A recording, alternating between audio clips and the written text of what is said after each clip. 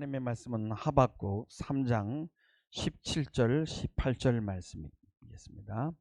우리 다 같이 한 목소리로 읽어보겠습니다. 시작.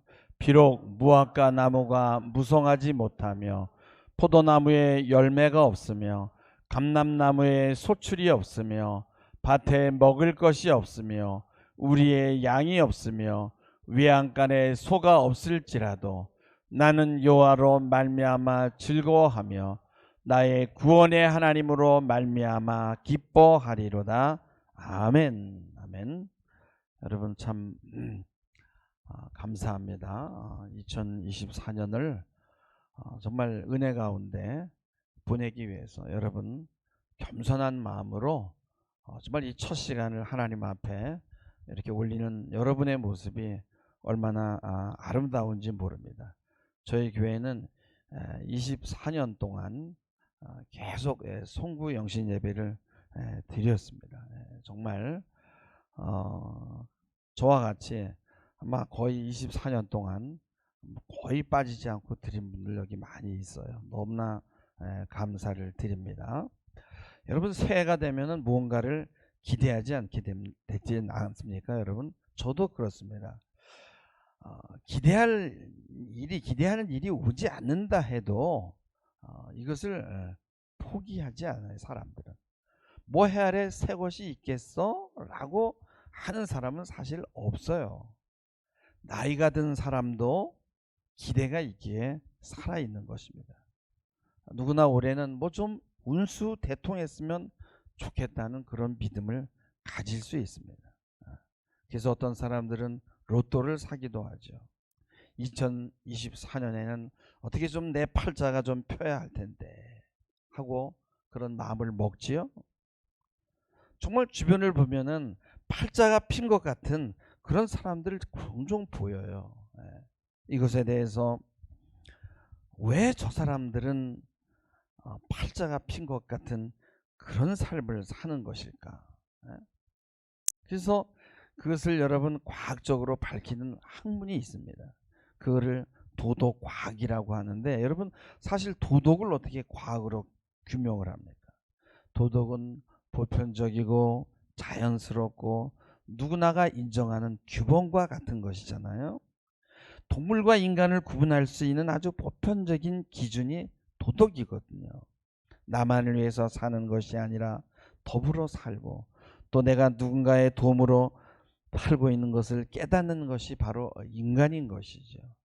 오늘 말씀에 보면은 무화과 나무가 무성치 못하고 포도나무에 열매 없고 감람나무에 소출 없고 밭에 식물이 없고 우리의 양이 없고 외양간에 소가 없을지라도 나는 여호와로 인하여 즐거워하며 나의 구원의 하나님을 위하여 기뻐하리로다 라고 말씀합니다. 아니 도대체 뭐 있는 게 없어요. 근데 어떻게 여호와로 인하여 즐거워하냐는 것이죠.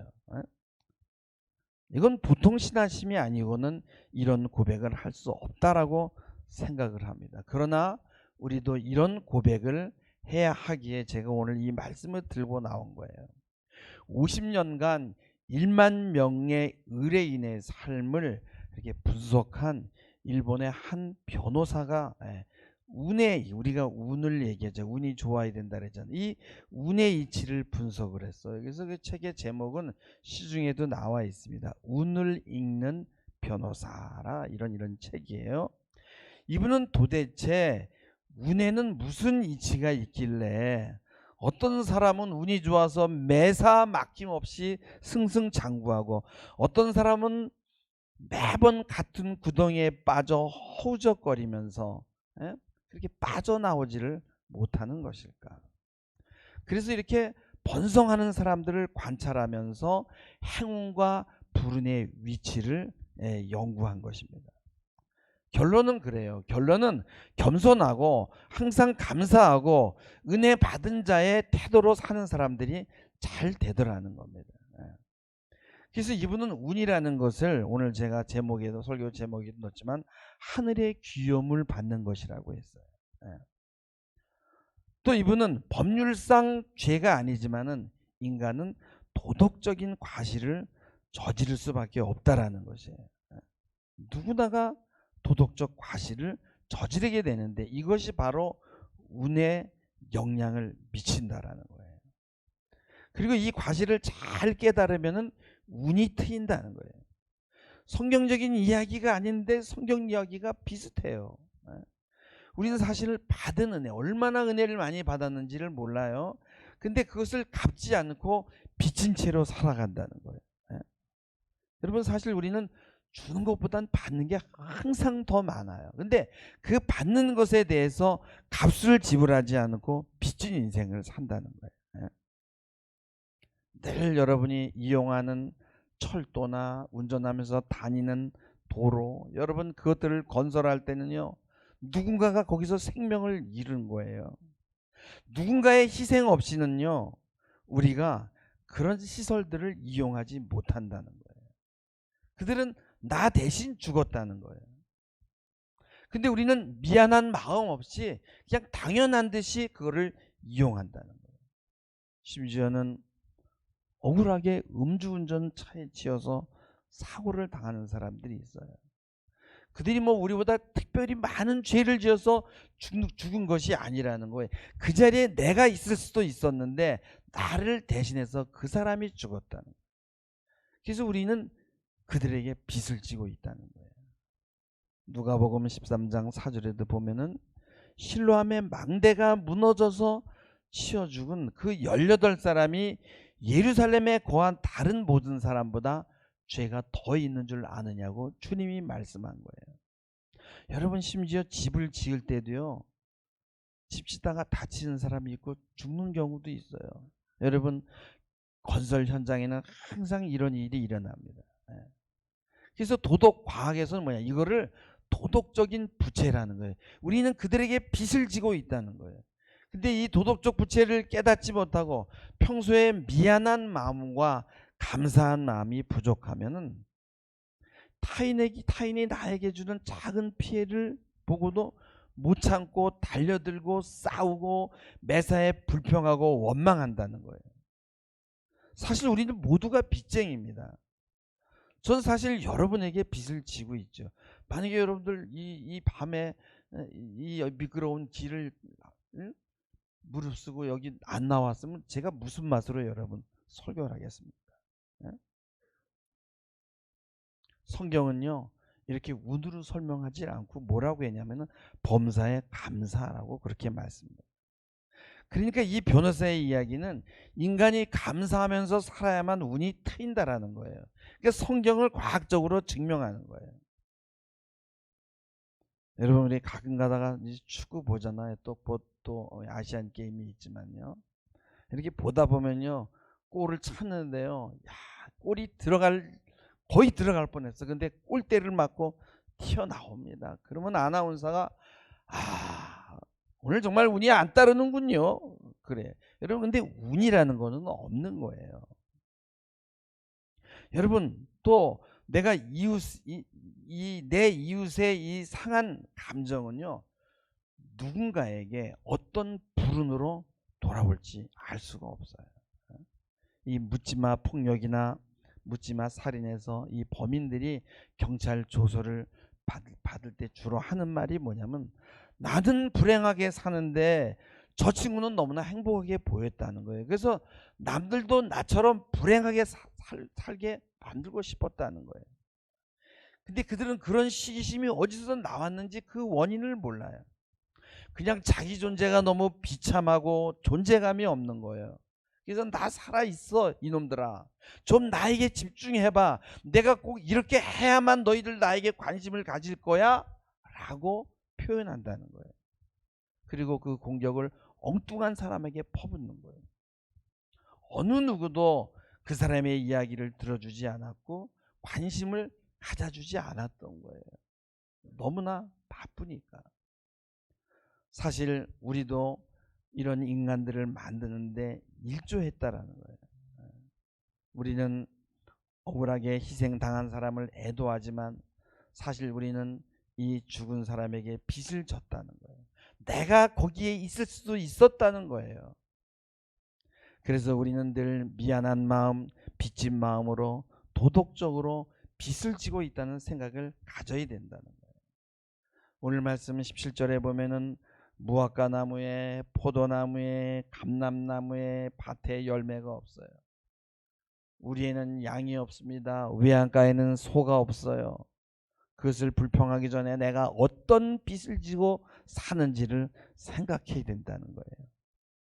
예수는 나의 죄를 대신해서 십자가에서 몸을 찢으셨습니다. 아주 오래전이에요. 몇 년 전인지 기억도 안 납니다. 사격장 옆을 지나다가 사고로 아들을 잃은 아버지가 있었어요. 근데 그 아버지가 어느 병사가 쏘았는지 밝히거나 그 사람을 찾더라도 처벌하지 말라고 얘기합니다. 앞으로 더 이상 이런 일이 일어나지 않도록 제도적인 장치를 마련했으면 좋겠다고 당부했어요. 여러분, 우리 인생은요, 다 제각각 운의 드라마가 있어요. 그래서 행운을 받아먹는 것보다도 불운을 어떻게 자기가 받아들이는가에 따라서 그 사람의 운이 결정이 되는 거예요. 손해를 보지만 감사하면 그 손해가 합력해서 복이 되는 거예요. 세상에도 이런 이치가 있는 거예요. 근데 이게 꼭 기독교에만 적용되는 것이 아니라는 거예요. 불행은 남과 비교하는 데서 시작되거든요. 그래서 억울하고 자신은 빚진 자라는 걸 잊어버리는 거예요. 이때 우리는 성급하게 나는 운이 나쁘다고 판단합니다. 불평하고 원망하면 불행을 당겨올 수 있어요. 여러분들 빚진 자의 마음을 가지시기 바랍니다. 실제로 우리는 빚쟁이에요. 여러분, 은행에만 빚지는 게 아니에요. 그래서 우리는 감사하지 못할 일이 없다라는 겁니다. 우리는 운을 그냥 신비롭고 막연한 것처럼 생각하는 경향이 있어요. 어떤 사람은 난 참 착하고 남들에게 해코지한 적이 없는데 난 왜 이렇게 복을 받지 못하지? 이런 사람은 이미 자기도 모르는 사이에 교만에 빠진 거예요. 우리는 이미 빚진 자예요. 저는 요즘에 이 나이가 드니까 그때 우리 아버지 나이대를 내가 이제 지나잖아요. 그러면서 아버지의 마음이 이때 이런 심정이었겠구나. 내가 그 아버지의 마음을 못 읽었구나. 내가 불효자였구나. 부모님 은혜를 너무 모르고 살았구나. 그런 회한을 갖게 되더라고요. 또 다른 사람들이 이야기할 때 우리는 잘 못 들어주거든요. 여러분, 빚진 자의 마음을 갖는다면 못 들을 이야기가 없는 거예요. 꼬인 실타래처럼 일이 안 풀릴 때 난 왜 이리 박복할까 한탄하게 됩니다. 그러나 그 상황에서 인내하며 감사하며 나갈 때 그 길이 열릴 줄 믿습니다. 아주 평범한 것을 사랑하고 작은 것에도 감사하고 빚진 자의 마음으로 산다면은 운이 따르는 거예요. 저는 사실 이 운을 복이라고 생각해요. 운은 세상적인 용어고 축복은 기독교적인 용어예요. 늘 빚진 인생이고 빚을 갚아야 한다는 마음으로 사는 것이 바로 축복의 비결이에요. 이것이 바로 세상적으로 말하면 운을 끌어오는 방법이고 복을 받는 비결입니다. 정말 운이 있고 없는 사람이 있는 것처럼 보이지 않아요? 여러분, 제가 아는 한 여사님이 있는데 지금 나이가 80인데 그 아들은 지금 나이가 한 50쯤 됐어요. 남편은 일찍 돌아가셨어요. 그런데 그 아들 그 박 여사가 저한테 그 여사님이 얘기한 게 아니고 그분을 아는 분이 얘기를 하는 거예요. 근데 그분 연봉이 얼마인 줄 아세요? 그래서 내가 그래서 한 5억쯤 돼요. 그랬더니 아니에요. 상상을 못해요, 목사님. 얼만데요? 39억이에요. 내가 그의 이야기를 듣고요. 도무지 이게 어떻게 가능하지? 상상이 안 되는 거예요. 이 아들은요, 외국에서 태어나가지고요, 중학교까지 살다가 고등학교는 한국에서 다니고 대학교도 한국에서 나오고 그리고 외국은행에 취직이 된 거예요. CEO도 아니고요, 여러분, 회사를 갖고 있는 게 아니에요. 월급쟁이에요. 근데 39억을 번단 말이에요. 이 사람 운이 좋은가요? 근데 제가 그 여사님하고 이렇게 그 얘기를 해보면요, 그 여사님이 정말 교회에서 얼마나 섬기고 봉사하고 또 기도를 많이 하는 분인지 몰라요. 그리고 얼마나 겸손한지 몰라요. 그 아들을 위해서 평생을 기도했고. 우리는 그런 얘기합니다. 아무리 노력을 해도 인간의 노력으로 운 좋은 사람을 따라잡을 수 없다는 거예요. 그러나 여러분, 그 운을 여러분 우리가 만들 수 있다고 한번 생각해 보세요. 만들고 싶지 않으세요? 여러분, 운이 아니라 섭리입니다. 그래서 운은 만들어가는 거예요. 영어에서 destiny라는 게 있어요. D-E-S-T-I-N-Y, destiny 그러면 운명이에요. 근데 거기서 파생된 게 뭐냐면 destination이라는 얘기면 그게 목적지야. 그래서 운은 뭐냐면은 그게 어디서 그냥 갑자기 오는 게 아니라 내가 찾아가는 거예요. 어떻게? 감사하고 사랑하며 빚진 자의 마음으로 살면은요, 결국은 그 목적지를 찾아가게 되고 좋은 운이 오게 되는 거예요. 할렐루야. 사도 바울은 로마서 1장 14절에 헬라인이나 야만인이나 지혜 있는 자나 어리석은 자에게 내가 다 빚진 자라 그랬어요. 그래서 이 빚진 자의 마음으로 살았기 때문에 사도 바울의 그 유명한 서신서들이 전부 성경에 실리게 된 거예요. 여러분, 축복을 받지 못하는 것은요, 뭐예요? 무엇이 없어서가 아니에요. 하나님의 사랑만으로도 이미 감사가 넘쳐나는 것이고, 우리는요 그 빚진 은혜를 만에 하나라도 갚을 길이 없는 거예요. 주님은 우리의 생명을 대속하셨습니다. 우리는요 하나님에게만 빚진 게 아니에요. 온통 우리는 빚쟁이입니다. 그래서 그 빚진 마음을 늘 여러분 감사로 나타내야 됩니다. 사람들은 겸손한 마음, 사랑의 마음, 감사의 마음이 귀하다는 것을 본성적으로 알아요. 그리고 축복의 통로가 거기 있다는 것도 알아요. 근데 여러분, 이 저주의 기운이 우리를 유혹합니다. 여러분 조심하시기 바랍니다. 그 유혹은 불평과 원망이 막 나오는 거예요. 그거 하고 싶은 거예요. 여러분 조심해야 돼요. 우리의 본성은요, 본성 안에는 무엇이 좋은지 직관적으로 통찰할 수 있는 능력이 있어요. 얼마 전에 충주 식당에서 이렇게 밥을 먹는데 비싼 음식이 아니에요. 여러분 거기 가고 싶은 사람은 저 개인적으로 오세요. 가르쳐 드릴게. 여기선 얘기할 수 없고. 근데 거기서 밥을 먹는데 야, 이게 그냥 입이 알아봐요. 근데 이분은 빚진 자의 마음으로 정말 사랑으로 음식을 만든다는 걸 알 수 있어요. 혀가 알더라고요. 그 소개를 받아서 시골길로 한참을 가는데 야, 이런 데까지 누가 오겠나? 야, 이게 손님이 없이 우리만 가서 밥 먹으면 미안해서 어떻게 밥 먹지? 근데 거기 가보니까요 사람들이 바글바글한 거예요. 그 시골길에. 이 사람이 운이 있는 건가요? 아니에요. 이분이 축복을 불러온 거예요. 요즘에 우리가 빵을 먹으면요 빵에 5만 가지 방부제 뭐 색소 이런 게 들어가 가지고 먹고 나면 금방 속이 부글거리잖아요. 그러면 알아요. 이상한 거 들어갔구나. 여러분, 이 사람이 복을 받겠습니까? 옛날에 여기 양지에 아는 분들이 있지만은 저쪽에 저기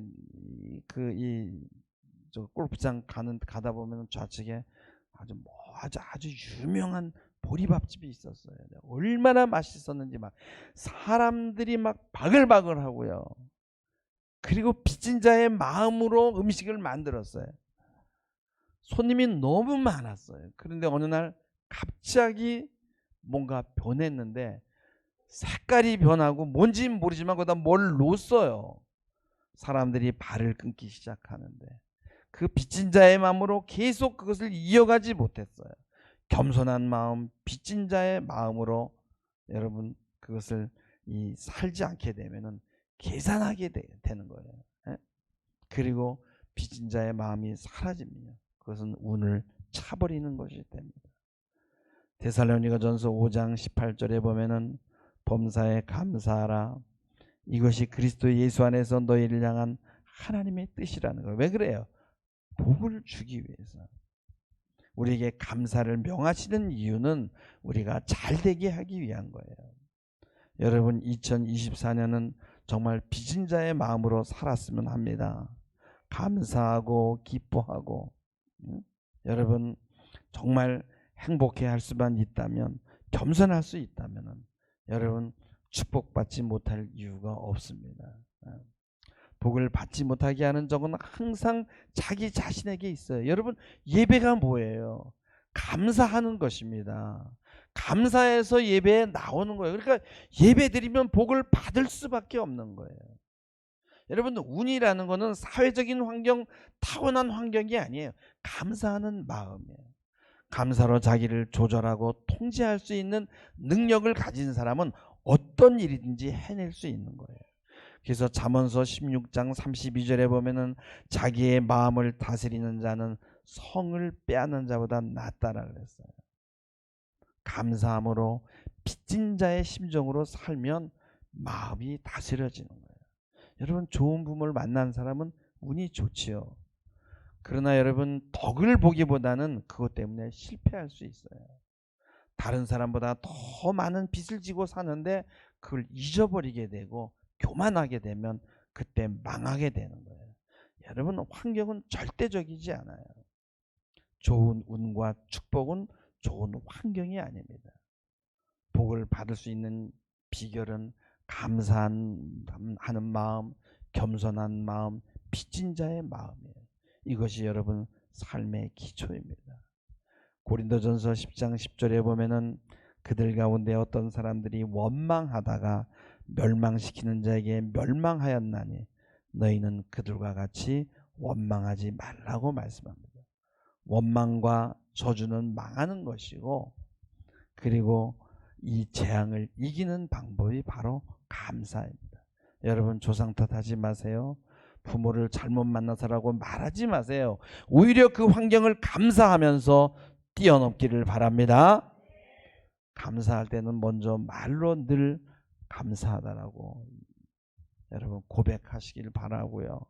그리고 찬양하고 기도하는 것도요, 여러분요 감사가 나오게 되어 있습니다. 주변 사람들에게 감사를 말하시기 바랍니다. 살고 죽는 것이 혀의 힘에 달려 있다라고 잠언에 말씀합니다. 그리고 여러분의 몸을 들이시기 바랍니다. 생각보다 몸을 많이 사용하면요 생각이 줄어들고 스트레스가 없어집니다. 움직일 수 있는 것이 큰 복이에요. 여러분 몸을 들이시기 바랍니다. 또 물질로 감사를 표현하시기 바랍니다. 빚진 자의 마음을요 여러분 주변 사람에게 표현할 때 물질을 섞어서 표현해 보세요. 여러분 선물 싫어하는 사람 없습니다. 이후로 감사하고 몸으로 시간을 들이고 물질로 표현해 보세요. 감사가 넘쳐날 것입니다. 여러분 내가 빚진 자라는 것을 깨닫는 것이 여러분을 살리는 거예요. 2024년에는 더 감사하고 더 겸손하고 더 빚진 자의 마음으로 사시기 바랍니다. 감사하면요 엔돌핀이 솟아올라오고 삶에 의욕이 생겨요. 제가 외국에 여행 가면 항상 백화점이 아니라 먼저 재래시장을 갑니다. 백화점 가면 화려한 것만 있습니다. 거기 가면은 교만의 영이 오고요 기운이 빠져요. 그러나 재래시장 가게 되면은 살아야 되는 이유를 충전받아요. 뭐 배추, 당근, 고구마 이런 거 몇 개 넣고요 그거 팔아봐야 얼마 되지도 않을 텐데 그거 팔려고 하루 종일 쭈그리고 있는 그 아줌마들이나 할머니들을 보면요 내가 빚지고 있구나, 저렇게 사는 사람도 있구나 깨닫게 되는 거예요. 그들은 모두 겸손해요. 제가 그들에게 빚을 지고 있는 것을 깨닫게 됩니다. 그리고 그들은 삶의 욕동을 우리에게 줍니다. 여러분 2023년은 폼 잡는 해가 아니라 정말 시장 바닥과 같은 그런 겸손한 사람들의 그런 모임이 되기를 주님의 이름으로 축원합니다. 감사와 찬양, 겸손이 넘쳐나서 정말 우리 가정에, 교회에 하나님이 보실 때 복을 주시지 않고는 견딜 수 없는 여러분 그런 하나님 앞에 귀염둥이들이 되기를 바라요. 여러분 어른도 하나님 앞에 다 어린 아이입니다. 귀염둥이가 되시길 바랍니다. 이런 축복과 운이 여러분과 여러분 가정에 이 교회에 따라 붙기를 주님의 이름으로 축원하면서 새 인사의 말씀을 마치겠습니다. 기도하시겠습니다. 주님, 우리는 빚진 자입니다. 부모에게만 빚이 있는 것이 아니라 내가 가는 길, 운전하는 자동차, 내가 들어가는 건물, 내가 가는 식당, 내가 먹는 음식, 온통 빚투성이입니다. 그러나 그 누구도 나에게 그 빚을 재촉하지 않습니다. 그러나 주님, 저희들은 빚진 자의 마음으로 감사하며 겸손히 살게 하옵소서. 그래서 운이 따르고 축복이 따르는 우리의 가정, 우리의 자녀, 우리의 교회가 되도록 복을 주시옵소서. 감사하며 예수님의 이름으로 기도하옵나이다. 아멘.